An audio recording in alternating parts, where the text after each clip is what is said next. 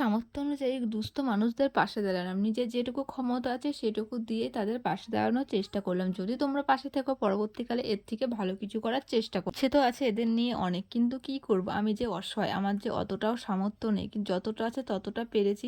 ঈশ্বরের কাছে আমার একটাই চাওয়া, এই মানুষগুলোর জন্য আমি যেন কিছু করতে পারি, সেই ক্ষমতাটুকু তুমি আমাকে দিও। আমি খুবই মধ্যবিত্ত ফ্যামিলি থেকে বিলম্বন করি, তাই অভাব কী জিনিস সেটা আমি বুঝি। তাই এই মানুষগুলোর পাশে আমি দাঁড়াতে চাই, তাদের জন্য কিছু করতে চাই।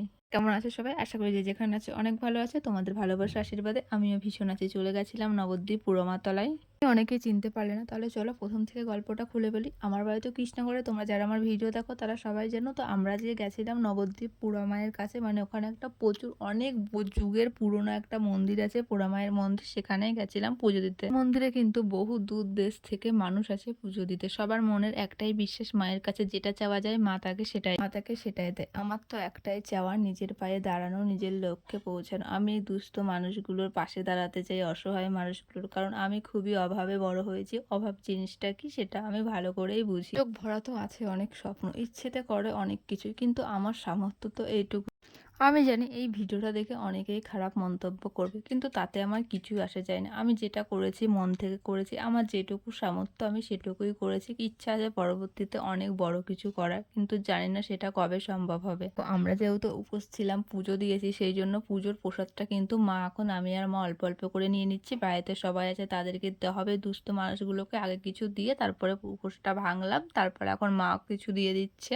আমি জানি এই ভিডিওটা দেখে অনেকেই খারাপ মন্তব্য করবে, বলবে একটা পার্লেজি বিস্কুট দিয়েছে, তাতে আবার ভিডিও করে বলার কি আছে। এটা বলার একটাই উদ্দেশ্য, তুমিও এগিয়ে আসো, তুমিও যাও, যাতে ওরা দুটো খেতে পারে, ব্যাস এইটুকুই। আর আমি এটা করেছি যাতে আমি ভবিষ্যতে দেখতে পারি, ব্যাস, আর অন্য কিচ্ছু না। ঈশ্বরের কাছে একটাই চাওয়া, ঈশ্বর আমাকে এমন ক্ষমতা দিক যাতে আমি শুধু এদের না, আমি আরো এদের মতন আরো অনেক মানুষের পাশে দাঁড়াতে পারি।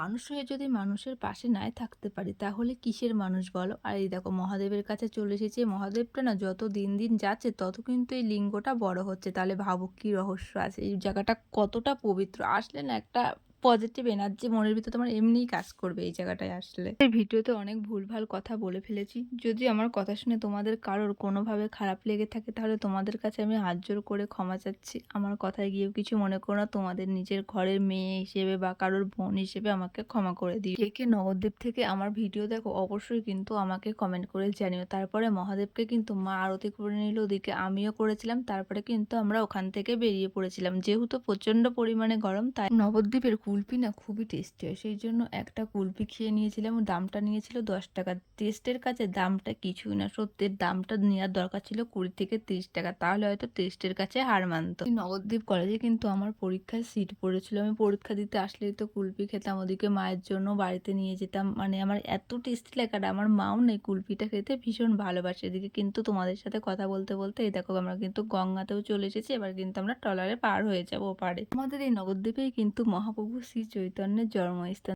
আর ওই দেখো দেখা যাচ্ছে আমার, তোমার, আমাদের সকলের প্রিয় মায়াপুর। জানো তো বাড়ির কাছে থেকেও না মায়াপুরে অতটা আসা হয় না, যারা কত দূর দেশ থেকে মানুষ আসে নবদ্বীপে ঘুরতে। দেখো আর আমার হাতে যে কালো ব্যাগটা দেখছো, আমি একটা চপ্পল কিনেছিলাম সেটাই আছে। আর এখন মাকে বললাম তুমি একটু ভিডিও করে দাও। তোমরা যদি কেউ নবদ্বীপ আসো, নবদ্বীপ থেকে অনেক শপিং করে নিয়ে যেও, কারণ নবদ্বীপে জিনিসের দামই খুব। আমার যেটা মনে হয়েছে, আমি আমার মতামতটা তোমাদের সাথে শেয়ার করলাম। এদিকে আমি মাকে দেখাচ্ছি, ওই দেখো মা, আমাদের সকলের প্রিয় মায়াপুর। মাকে বলছিলাম নিয়ে চলো, মা বললো না চল অন্যদিন আসবো। আচ্ছা মা যখন বলেছে অন্যদিন নিয়ে আসবে, তাহলে আবার অন্যদিনই আসবো মায়ের সাথে। দেখা যাক আমার মায়ের কবে সময় হয়। তারপরে আমরা এপারে এসে একটু খাবার খেয়ে নিয়েছিলাম, কারণ ওপারে খাওয়ার জিনিসের দাম কম হলেও কিন্তু খাবারের দামটা প্রচন্ড হাই। আমরা নিয়েছিলাম 4টে করে কচুরি, আর সাথে দিয়েছিল ছোলার ডাল। খাবারটা খেতে যে খুব টেস্টি ছিল তাও না, আবার যে একেবারে খারাপ ছিল সেটাও না, ছিল মোটামুটি খাওয়া যাচ্ছিল।